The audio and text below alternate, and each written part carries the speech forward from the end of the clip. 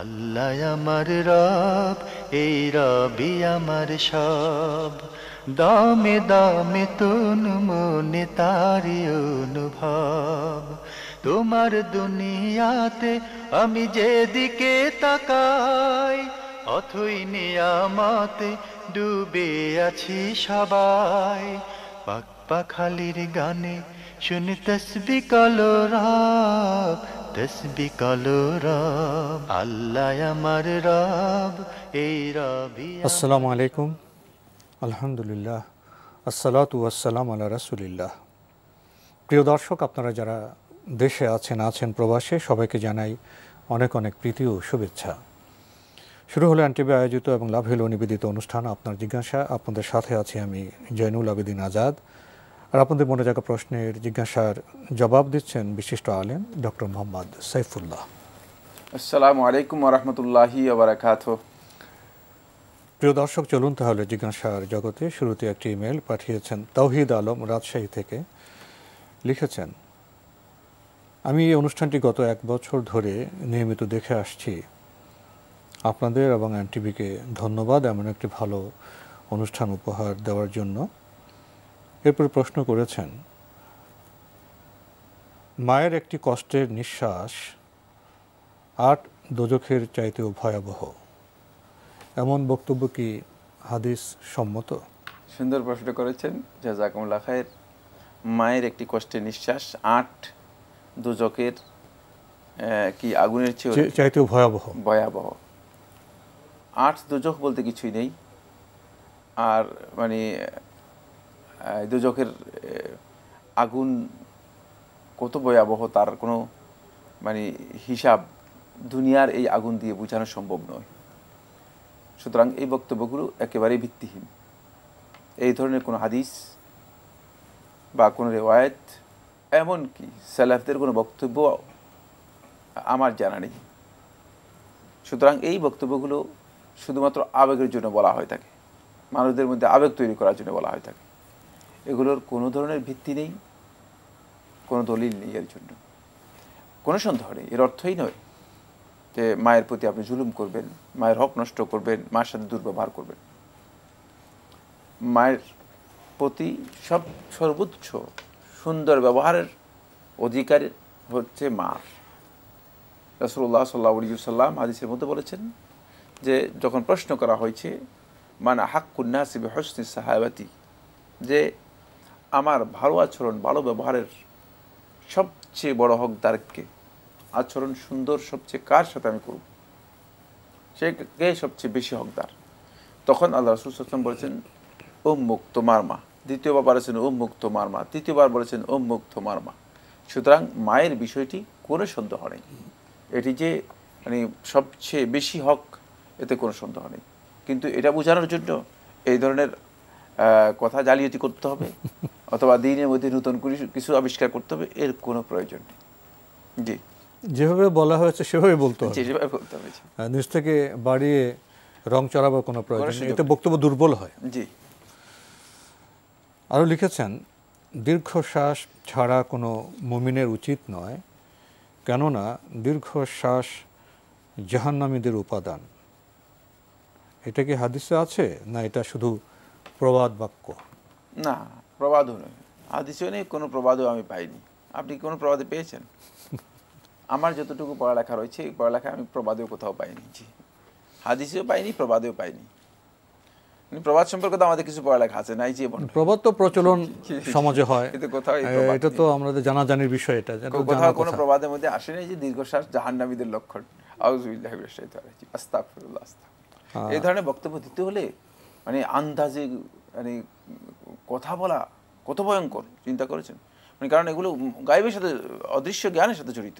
তো মানুষ যদি কখন গভীর ব্যথা পায় তখন তার দীর্ঘশ্বাস আসে না, অনেক অনিচ্ছা দীর্ঘশ্বাস আসতে পারে। তো এর সাথে মুমিন আর অমুমিন যোগ করলে তো প্রশ্নই আসে না। জি। আপনি সবশেষে লিখেছেন, শীত ও গ্রীষ্মকাল কি জাহান্নামের নিঃশ্বাসের কারণ হয়? হ্যাঁ, এই এখন আপনি আসছেন হাদিসের মধ্যে আসছেন। এতক্ষণ পর্যন্ত যতক্ষণ এগুলো যা বলছেন তা কোনো মানে হাদিসের সাথে কোনো সম্পর্ক নেই। এটি রাসূলুল্লাহ সাল্লাল্লাহু আলাইহি ওয়াসাল্লাম হাদিস দ্বারা প্রমাণিত হয়েছে। সহিহ মুসলিম হাদিসে রাসূলুল্লাহ সাল্লাল্লাহু আলাইহি ওয়াসাল্লাম বলেছেন যে ইন্না শিদ্দাতাল হাররি মিন ফাইহি জাহান্নাম, যে গরম যেটা এটা জাহান্নামের একটা মানে এই চাপ, এই কারণেই গরমটা আসে। তারপরে শীত ঠিক মিনজাম হারিরিহা, জাহান্নামের যে ঠান্ডার প্রভাবটা আছে সেখান থেকেই হয়ে থাকে। কিন্তু কিভাবে হয় আল্লাহ রাব্বুল আলামিন সবচেয়ে ভালো জানেন। আমাকে যদি কেউ এসে বলেন যে কীভাবে হয়, জাহান্নাম থেকে কেমনে আসে, আমি কিচ্ছু বলতে পারবো না। এতটুকু পর্যন্ত আমাদেরকে ইনফরমেশান দেওয়া আছে, এতটুকুর মধ্যেই থামতে হবে। আমাদের থামতে জানতে হবে। প্রিয় দর্শক, আমাদের হাতে আরও একটি ইমেল পাঠিয়েছেন শফিকুল ইসলাম, মিরপুর, ঢাকা থেকে।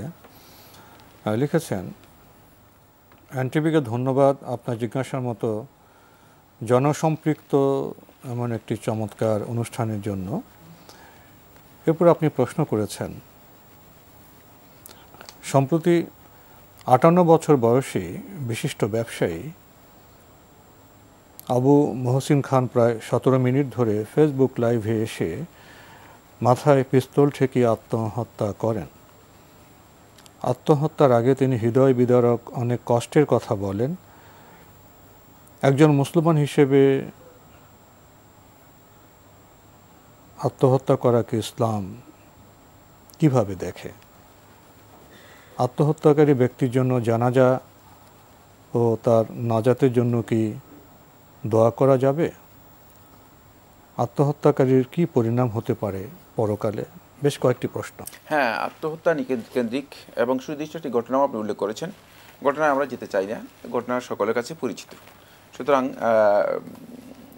সেখানে আপনি বলেছেন যে একজন মুসলিমকে আত্মহত্যা করতে পারে, প্রশ্নই আসে না। আত্মহত্যা কবিরা গুনাহ, আর কবিরা গুনাহগুলোর মধ্যে রাসূলুল্লাহ সাল্লাল্লাহু আলাইহি ওয়াসাল্লাম 3টি কবিরা গুনাহকে রাসূলুল্লাহ সাল্লাল্লাহু আলাইহি ওয়াসাল্লাম মানে হাই গ্রেডের মানে জঘন্যতম কবিরা গুনাহ হিসেবে আখ্যায়িত করেছেন। তার মধ্যে প্রথম হচ্ছে আশিরকু বিল্লাহ, আল্লাহর সাথে শিরক করা। তারপর হচ্ছে কাতলুন নফস, মানে কোনো মাসুম মানে নিষ্পাপ প্রাণকে হত্যা করা। কাতলুন নফস মানে অন্য মানুষকে হত্যা করার চেয়ে নিজেকে হত্যা করা জঘন্যতম অপরাধ। অন্য মানুষকে হত্যা করা যে যতটুকু, নিজেকে হত্যা করা এর চেয়েও জঘন্যতম অপরাধ। সুতরাং এটা এই প্রকারের অপরাধ। এরপরে হচ্ছে মিথ্যা বলা। এই 3টির মধ্যে তাহলে বোঝা গেল যে শিরকের পরে মানে ভয়ঙ্কর যে অপরাধ সেটা হচ্ছে কবিরা গুনাহ, সেটা হচ্ছে আত্মহত্যা করা। আত্মহত্যা ইসলামে পরিপূর্ণরূপে হারাম। আল্লাহ সুবহানাহু ওয়া তাআলা স্পষ্ট করে কোরআনে কারীমের মধ্যে নিষেধ করেছেন। আল্লাহ তাআলা বলেছেন, ওয়ালা তাকতুলু আনফুসাকুম ইন্নাল্লাহা কানা বিকুম রাহিমা, তোমরা নিজেদেরকে নিজেরা হত্যা করো না, নিশ্চয়ই আল্লাহ তাআলা তোমাদের প্রতি দয়াময়। ইন্নাল্লাহা কানা বিকুম রাহিমা, আল্লাহ রাব্বুল আলামিন তোমাদের প্রতি দয়াবান, অথচ তোমাদেরকে আল্লাহ তাআলা ইচ্ছা করলে অপরাধের কারণে শাস্তি ধ্বংস করে দিতেন, সেটা করতেছেন না, তোমরা নিজেরা নিজেদেরকে ধ্বংস করে দিচ্ছ। এই জন্য কোনো ব্যক্তি নিজেকে হত্যা করা অথবা আত্মহনন করা, আত্মহত্যা করা এটি জঘন্যতম অপরাধ, কোনো সন্দেহ নেই, এটা কবিরা গুনাহ। কিন্তু এই কবিরা গুনাহ এখন খুব গুরুত্বপূর্ণ একটি কথা বলবো। এই কবিরা গুনাহ এটা কুফরি নয়, মানে এর মাধ্যমে সে কাফির হয়ে যাবে অথবা দিন থেকে, ইসলাম থেকে বেরিয়ে যাবে, মোরতাদ হয়ে যাবে, অথবা এই কবিরা গুনাহের কারণে যে আল্লাহ রাব্বুল আলামিনের কাছে সে ক্ষমা পাবে না, এই কথাগুলো বলা জায়েজ নেই, এই কথার কোনো অস্তিত্ব নেই, এটা কবিরা গুনাহ। ফলে রাসূলুল্লাহ সাল্লাল্লাহু আলাইহি ওয়াসাল্লামের কাছে উতিয়া বিরাজুলিন কাতালা নাফসাহু বিমাশাকিস, এক ব্যক্তিকে নিয়ে আসা হয়েছে, তার জানাজা নিয়ে আসা হয়েছে, যে নিজেকে হত্যা করেছে, যে ব্যক্তি নিজেকে হত্যা করেছে বিমাশাকিস, তার কাছে একটা ছিল থেকে ধনুক ছিল, ধনুক দিয়ে নিজেকে আঘাত করে নিজেকে হত্যা করেছে। তার জানাজা সালাত নিয়ে আসা হয়েছে, তখন রাসূলুল্লাহ সাল্লাল্লাহু আলাইহি ওয়াসাল্লামকে জানানো হয়েছে যে সে নিজেকে আত্মহত্যা করেছে। ফালাম ইউসাল্লি আলাইহি, রাসূলুল্লাহ সাল্লাল্লাহু আলাইহি ওয়াসাল্লাম তার জানাজা সালাত আদায় করেন নাই। রাসূল সাল্লাল্লাহু আলাইহি ওয়াসাল্লাম জানাজা সালাত আদায় করেন নাই। রাসূলুল্লাহ সাল্লাল্লাহু আলাইহি ওয়াসাল্লামের সামনে সাহাবায়ে কেরামগণ জানাজার সালাত আদায় করেছেন। জানাজার সালাত হচ্ছে ওই ব্যক্তির জন্য দোয়া করা, রাসূলুল্লাহ সাল্লাল্লাহু আলাইহি ওয়াসাল্লাম অনুমোদন দিয়েছেন। সুতরাং বোঝা গেল যে জানাজার সালাত তার জন্য হবে, তার জন্য দোয়া, মাগফিরাতের দোয়া, রহমতের দোয়া করা যাবে। তার জন্য রহমত এবং মাগফিরাতের দোয়া করা যাবে। রহমত এবং মাগফিরাতের দোয়া করার অর্থ কি? তাকে আল্লাহ তাআলা ইচ্ছা করলে ক্ষমাও করে দিবেন, ইচ্ছা করলে আল্লাহ রাব্বুল আলামিন তাকে শাস্তি দিবেন। এটা আল্লাহর ইখতিয়ারের মধ্যে থাকবে, আল্লাহর ইখতিয়ারের মধ্যে থাকবে। তাহলে এখানে একটি বিষয় আসবে, সেটা হচ্ছে এই যে বিষয়টি আমাদের জানা দরকার, সেটা হলো সহিহ বুখারী এবং মুসলিমে একটি হাদিস এসেছে। রাসূলুল্লাহ সাল্লাল্লাহু আলাইহি ওয়াসাল্লাম হাদিসের মধ্যে বলেছেন যে ব্যক্তি নিজেকে মান কাতালা নাফসাহু বিহাদিদাতিন, যে ব্যক্তি নিজেকে মানে ধারালো অস্ত্র দিয়ে নিজেকে কি করলো, হত্যা করলো, তাহলে ফাহুয়া ফি নারি জাহান্নাম খালিদান মুখাল্লাদান ফিহা আবাদান, সে জাহান্নামে আগুনে চিরস্থায়ীভাবে থাকবে, খালিদান মুখাল্লাদান ফিহা আবাদান, একেবারে স্থায়ীভাবে। এটা হচ্ছে কোনো ব্যক্তি যদি মানে আল্লাহ রাব্বুল আলামিনের বিধানের উপর সাখিত, নারাজ হয়ে, অসন্তুষ্ট হয়ে, আল্লাহ রাব্বুল আলামিনের নির্ধারণীকে অস্বীকার করে, মানে অসন্তুষ্ট হয়ে আল্লাহর উপর সেই ব্যক্তি নিজেকে হত্যা করে, আত্মহত্যা করে, তাহলে সে চিরস্থায়ী জাহান্নামী কৌশল ধরে। কারণ হচ্ছে তার এই কাজটি কুফরি হবে, কারণ আত্মহত্যার সাথে সেখানে কুফরি যুক্ত হয়ে গেছে, আত্মহত্যার সাথে কুফরি যুক্ত হয়ে গেছে। কিন্তু আত্মহত্যা যদি অন্য কোনো কারণে হয়ে যায়, অথবা তার মানসিক ভারসাম্য হারিয়ে যাওয়ার কারণে হয়ে যায়, শেখ আব্দুল আজিজ আব্দুল বিন বাজ রহমতুল্লাহ আলাইহি তিনি তার ফতোয়ার মধ্যে কথা স্পষ্ট করে উল্লেখ করেছেন। তিনি বলেছেন যে এই ব্যক্তি হতে পারে যে আল্লাহ সুবহানাহু ওয়া তাআলা তাকে ক্ষমা করে দিতে পারেন, কারণ এ তো মানে নিজে ভারসাম্যহীন হয়ে গিয়েছে, অসুস্থ হয়ে গিয়েছে। সুতরাং এই ক্ষেত্রে সে চিরস্থায়ী জাহান্নামী হয়ে যাবে। এই বক্তব্য যারা আজকে বিভিন্ন সোশ্যাল মিডিয়াতে, ফেসবুকে ইত্যাদি দিচ্ছেন, এ কথাও সঠিক নয়।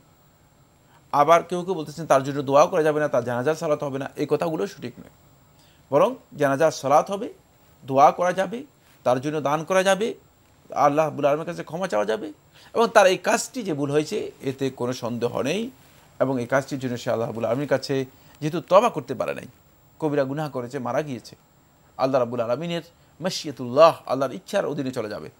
আল্লাহ রাব্বুল আলামিন দেখবেন বান্দাদেরকে আল্লাহ রাব্বুল আলামিন দেখবেন, বান্দাদের কোন জিনিস, কি কারণে কি করেছে, কোন জিনিস দেখবেন। দেহ এভাবে দেখবেন না, কাঠামো দেখবেন না, দেখবেন অন্তরটা দেখবেন। তার অন্তরের প্রতি যদি সত্যিকার আল্লাহ রাব্বুল আলামিনের ভালোবাসা থেকে যায়, আল্লাহ এবং তার রাসূলের প্রতি তার অগাধ মানে আনুগত্য থেকে যায়, কিন্তু তার এই কাজটি একটা ভুল করে ফেলেছে, ভুল হয়ে গিয়েছে, অবশ্যই আল্লাহ সুবহানাহু ওয়া তাআলা হয়তো ক্ষমা করে দিবেন, কারণ আল্লাহ রাব্বুল আলামিন তার ক্ষমাকে সবচেয়ে বড় করে দেখেন। আরও জানতে চেয়েছেন আত্মহত্যাকারীর পরিণাম পরকালে কি হতে পারে? বলে দিয়েছি প্রসঙ্গত একটি বিষয় চলে আসে, সমস্ত বিষয় এসে গিয়েছে। এই একটি ঘটনার পরে জি আমরা টেলিভিশনে এবং পত্রপত্রিকায় বিভিন্ন আমরা পরিসংখ্যান লক্ষ্য করছি, বিশ্ববিদ্যালয়ের বিভিন্ন হলের ক্ষেত্রে পরিসংখ্যান লক্ষ্য করছি, এবং আত্মহত্যার ঘটনা নানা কারণে বেড়ে যাচ্ছে। এবং করোনার কারণে যে মানুষের অর্থনৈতিক জীবনে, পারিবারিক জীবনে, সামাজিক জীবনে যে নানা রকম সংকট সৃষ্টি হচ্ছে, এখানেও নানা গবেষণা বলা হচ্ছে যে আত্মহত্যার প্রবণতা বেড়ে যাচ্ছে। তো এখানে যেটা বিবেচ্য বিষয় হলো, আত্মহত্যা তো মানুষই করে, এবং অনেক মানুষ তো আত্মহত্যার কারণ থাকলেও করে না। তাহলে আত্মহত্যা থেকে বাঁচার জন্য আমাদের কি আকীদা পোষণ করা দরকার, কি চিন্তাভাবনা থাকা দরকার, এক্ষেত্রে কিছু বলবেন? খুব গুরুত্বপূর্ণ একটি বিষয়। আত্মহত্যা আসলে কেন হয়, এর কারণ হচ্ছে একটাই, সেটা হলো সত্যিকার তার অন্তরের মধ্যে আল ঈমান বিল কদর, মানে তাকদীরের প্রতি যে ঈমান, এটা একেবারে দুর্বল। মানে যদি আল্লাহ রাব্বুল আলামিনের নির্ধারণের প্রতি, এলোকেশন আল্লাহর পক্ষ থেকে আমার জন্য যে বরাদ্দ আছে, এই বরাদ্দের প্রতি যদি আমি সত্যিকার সন্তুষ্ট হতে পারতাম, তাহলে আত্মহত্যা করার কোনো প্রশ্ন আসে না। এই জন্য মানুষদেরকে তাকদীরের মৌলিক এই বিষয়গুলো মানুষের কাছে প্রচার করা দরকার, যে আপনি যে কাজটি করতেছেন, যে অবস্থায় আছেন, সে অবস্থাটা এটা আপনাকে মেনে নিতে হবে, আপনাকে অবশ্যই মেনে নিতে হবে। আর আপনি দেখেন যে আপনার চেয়েও খারাপ অনেক লোক আছে। আজকে যার আত্মহত্যার কথা বলা হয়েছে, তিনি তো ফ্ল্যাটে আছেন, ঘরে আছেন, বাসায় আছেন। এমন মানুষও তো আছে যারা তাদের কোনো বাড়িঘর নেই, এমন মানুষ তো এই পৃথিবীর মধ্যে অনেক আছে। সুতরাং মানে এই বিষয়গুলো আসলে লোকদেরকে বোঝাতে হবে। প্রথম হচ্ছে ঈমান বিল কদর, যে ওয়া নুমিনু বিল কদরি খাইরিহি ওয়া শাররিহি, যে ঈমানের ভালো মন্দের এই বিষয়টি আমরা ঈমান আনবো সত্যিকার আল্লাহর প্রতি, এটাকে মানে মজবুত করতে হবে, এটাকে দৃঢ় মজবুত করতে হবে। 2 নম্বর বিষয় হচ্ছে মানুষদের মধ্যে এই মানে চেতনা বৃদ্ধি করতে হবে। সেটা হচ্ছে এই যে আত্মহত্যার মাধ্যমে আপনি সত্যিকার প্রশান্তি লাভ করতেছেন না, বরং আপনি নিজেকে আত্মহত্যা মুক্তির পথ নয়, মুক্তির পথ নয়, জীবন্ত এটা- পরকাল হ্যাঁ, ব্যক্তি। কারণ আপনি এর মাধ্যমে নিজের ক্ষতি করছেন। মানে আপনার মানে এই যতটুকু ক্ষতি আপনি মনে করেন, মানে যেটা আপনি স্টাডি করতেছেন ক্ষতি, হয়তো ক্ষতি নাও হতে পারে। মানে এটা হলো মানুষের রং স্টাডি, যে মানুষ মানে একটু ধারণা তার। হ্যাঁ ধারণা, মানুষ একটু সমস্যা দেখলেই মনে করে যে তার মনে হয় বড় ক্ষতি হয়ে গেছে। না, এটা স্টাডি শুদ্ধ নয়। এটা আল্লাহ তাআলাই জানেন যে আসলে ক্ষতি কোনটা, ক্ষতি কোনটা, ক্ষতির অপর পৃষ্ঠা তো অন্য কিছু থাকতে পারে। ক্ষতির, হ্যাঁ, ক্ষতির মানে অপর দিকে অনেক ভালো কিছু মানুষের জন্য আল্লাহর পক্ষ থেকে থাকতে পারে। এই জন্য মানে এটা মানুষের মধ্যে এই চেতনাকে নতুন করে জাগ্রত করতে হবে কঠিনভাবে, যে আত্মহত্যা কিন্তু পরিত্রাণ বা মুক্তির পথ নয়, বরং আত্মহত্যা হচ্ছে সেটা আরও ধ্বংসের পথ। তাই আত্মহত্যাকে যারা বেছে নিচ্ছেন তারা মানে এই বিষয় মানে ভয়ঙ্কর কাজ করছেন। তৃতীয় নম্বর যেটা, সেটা হলো যেহেতু এইভাবে আত্মহত্যা বেড়ে যাচ্ছে, সামাজিকভাবেও উচিত হচ্ছে এক্ষেত্রে ভূমিকা পালন করা, যাতে করে মানুষদেরকে মানে পারিবারিক এবং সামাজিকভাবে সচেতন করা যেতে পারে। এবং যারা এই ধরনের ফ্রাস্ট্রেশনে আছেন, এই ধরনের সমস্যায় আছেন, মনে হচ্ছে যেন হতাশ, নিরাশ, একেবারে শেষ, মানে কিচ্ছু নাই, আমার কিছুই হবে না ইত্যাদি মনে করছেন, তাহলে পারিবারিকভাবে, সামাজিকভাবে তাদের সাথে মত বিনিময় করা, আশার বাণী শোনানো, মানুষকে উৎসাহ দেওয়া, মানে যেটা প্রোঅ্যাক্টিভ যেটা আছে, জীবনকে আপনার গতিশীল রাখা, এইসব ক্ষেত্রে এগুলো ভূমিকা পালন করতে হবে। আর এটা আসলে আত্মীয় স্বজনদের কাজ, যা পরিবার পরিজনদের কাজ। এই সমস্ত লোকগুলো প্রথমেই তারা পরিবার পরিজন থেকে বিচ্ছিন্ন হয়ে যায়, তারপরে তারা যখন বিচ্ছিন্ন হয়ে যায় তখন তাদের হতাশা আরও মানে বেশি বেড়ে যায়, ওই শেষ পর্যন্ত আর এটাকে কন্ট্রোল করতে পারে না। এক্ষেত্রে যখনই পরিবার পরিজনের দায়িত্ব হয়ে যাবে, ফরজ হয়ে যাবে, এটা মাসুলিয়া, এটা ফরজ হয়ে যাবে, যে যখনই এই ধরনের কোনো ব্যক্তি মানে এই অবস্থার দিকে চলে যাচ্ছে মনে হয়, পরিবার থেকে বিচ্ছিন্ন হয়ে যাচ্ছে মনে হয়, তাহলে তাকে মানে অবশ্যই তার হাত ধরতে হবে। কারণ রাসূলুল্লাহ সাল্লাল্লাহু আলাইহি ওয়াসাল্লাম বলেছে, উনসুর আখাকা যালিমান আও মাজলুমা, যে তুমি তোমার ভাইকে সাহায্য করো, জালেম হোক অথবা মাজলুম হোক। মাজলুম তো আমরা জানি কীভাবে সাহায্য করব, কিন্তু জালেম হচ্ছে এই ব্যক্তি জালেমুন আলা নাফসিহি, নিজের উপর জুলুম করে। কারণ পৃথিবীতে সবচেয়ে বড় জঘন্যতম অপরাধ হচ্ছে নিজের উপর যে জুলুম করে। নিজের উপর জুলুম করা হলে সবচেয়ে বড় অপরাধ, সবচেয়ে বড় অন্যায়। তো এই ব্যক্তিকে কীভাবে ধরতে হবে? তার হাত ধরতে হবে, মানে খুজ বিয়াদিহি, তার হাতকে শক্তিশালী করে ধরো, আল্লাহ ইয়াজলিমা গায়রা, যাতে করে সে অন্যের উপর জুলুম করতে না পারে, অন্যের উপর জুলুম করতে না পারে। সে অন্যের উপর জুলুম করতে না পারলে নিজের উপর যাতে জুলুম করতে না পারে, সেটাও আমাদের উপর দায়িত্ব, সেটা অবশ্যই পালন করতে হবে, যাতে নিজের উপর জুলুম করতে না পারে। বর্তমান বিশ্ব ব্যবস্থা, সভ্যতার যে অভিঘাত এবং করোনা মহামারীর যে পরিস্থিতি, এসব ক্ষেত্রে মানুষের মধ্যে চাপ আসতে পারে। এক্ষেত্রে একটি বিষয়, এই চাপের বিশেষ পরিস্থিতি মানুষ যদি প্রতিদিন তার সকালটা শুরু হয় আপনার কোরআন তেলাওয়াত, হাদিস অধ্যয়ন, এবং সাহাবাদের জীবনেও তো জীবনে নানা পরীক্ষা, চ্যালেঞ্জ, দুঃখে এসছে। মানুষ তো আগেও দুঃখিত ছিল, পীড়িত ছিল, মাজলুম ছিল। তো সাহাবাদের জীবনের মতো কাঠিন্য তো বোধহয় কেউ বোধহয় মুখোমুখি হয়নি। তাহলে কোরআন তেলাওয়াত, হাদিস অধ্যয়ন এবং সাহাবাদের জীবনী পাঠ কি এক্ষেত্রে আমাদের সাহায্য করতে পারে? হ্যাঁ, অবশ্যই এটা সহযোগিতা হতে পারে, কিন্তু এটা কাদের জন্য? আপনি আলোচনা করতেছেন যারা মুসলিমদের জন্য। এটা তো আসলে মানে আগে এই ব্যক্তিকে ঈমানের সমগ্র মানব জাতির জন্য, সাহাবীদের জীবনে তো ওরা বলবে না, আমরা তাদেরকে আহ্বান জানাতে পারি। এই জন্য আগে মানুষদেরকে ঈমানের স্টেজ জানতে হবে। আসলে এই লোকগুলো ঈমানের স্টেজে যদি আসতো, তাহলেও তারা মানুষকে আহ্বান জানাবো, হে মানব জাতি, অবশ্যই যারা আল্লাহর বান্দা তারা তো অবশ্যই চেষ্টা করবে যে যেখান থেকে তার নিজের প্রশান্তি আসে, প্রশান্তির দিকেই তো হচ্ছে কোরআনে কারীম। কোরআন হচ্ছে সবচেয়ে, সকল প্রকার শিফা যেখানে আছে সেটা হচ্ছে কোরআনে কারীম। অবশ্যই আমাদেরকে এগুলোর সাথে নিবিড়ভাবে যুক্ত হতে হবে। যারা আল্লাহর বান্দা রয়েছে তারা তো এগুলোকে যখনই কাছে পাবে তখন তাদের সব হতাশা দূর হয়ে যাবে। আমরা সংক্ষিপ্ত সময়ে কিছু বলার চেষ্টা করলাম। আশা করি এই বিষয়গুলোর মধ্যে বর্তমান বাস্তবতায় অনেক বার্তা আছে। প্রিয় দর্শক, আমাদের হাতে একটি চিঠি পাঠানো হয়েছে মিফতাহুল জান্নাহ, পাটেরবাগ, ঢাকা থেকে। লিখেছেন, নারীরা কি আমল করলে কিয়ামতের দিন ও জান্নাতে তাদের মাথায় মুকুট পরানো হবে? আমি যখনই জান্নাতের জন্য দোয়া করি, জান্নাতুল ফেরদৌস চাই। এর মানে কি এই যে আমি জান্নাতুল ফেরদৌসি পাব, যেহেতু এটা চেয়ে দোয়ার তৌফিক হয়েছে? কোন আমল করলে নারীদেরকে জান্নাতে মুকুট পরানো হবে আমার জানা নেই এই আমল। 2 নম্বর হচ্ছে জান্নাতুল ফেরদাউস আপনি চান, পাবেনই যে এটা নিশ্চিত বলার কোনো সুযোগ নেই, আল্লাহ ভালো জানেন। যেহেতু আল্লাহ সুবহানাহু ওয়া তাআলা চাওয়ার জন্য আমাদেরকে বলেছেন, আমরা চাইতে কোনো বাধা নেই। এই জন্য আপনি যদি জান্নাত চান, আল্লাহ রাব্বুল আলামিনের কাছে জান্নাতুল ফেরদাউস চান, কারণ এটা হলো সর্বোচ্চ জান্নাত, সর্বোচ্চ জান্নাত, সর্বোচ্চ গ্রেড জান্নাতের। সুতরাং ফেরদাউসুল আলা যদি আপনি চান, চাইতে পারেন, বাকি চাইলে যে এটাই পাবেন সেই আমলটুকু করুন, অসুবিধা নেই। যদি পান তো ভালো, আল্লাহ তাআলা দিলে আমাদের কোনো কারো কিছুই নেই, মানে আল্লাহ রাব্বুল আলামিন দিতেও পারেন। সুতরাং যাদের জন্য তৈরি করা হয়েছে তারা অবশ্যই পাবে, কোনো সন্দেহ নেই। আপনিও ট্রাই করুন, আমরাও ট্রাই করি, আল্লাহ সুবহানাহু ওয়া তাআলা আমাদেরকে জান্নাতুল ফেরদাউস দান করুন। তো আজকে এই চমৎকার বক্তব্যের সাথেই আমাদের অনুষ্ঠান শেষ করতে হচ্ছে। আপনাকে অনেক ধন্যবাদ। আপনাকে অনেক অনেক ধন্যবাদ। প্রিয় দর্শক, আমরা দেখছিলাম এনটিভি আয়োজিত এবং লাভ হলো নিবেদিত অনুষ্ঠান আপনার জিজ্ঞাসা। আমাদের অনুষ্ঠান আপনারা এনটিভি অনলাইনেও দেখতে পাবেন, ভিজিট করুন www.ntvbd.com। এছাড়া ইউটিউবে এবং আমাদের ভেরিফাইড ফেসবুক পেজে অনুষ্ঠান দেখতে পারবেন। শেষে এসে আমরা জান্নাত প্রসঙ্গে প্রশ্ন পেয়েছি।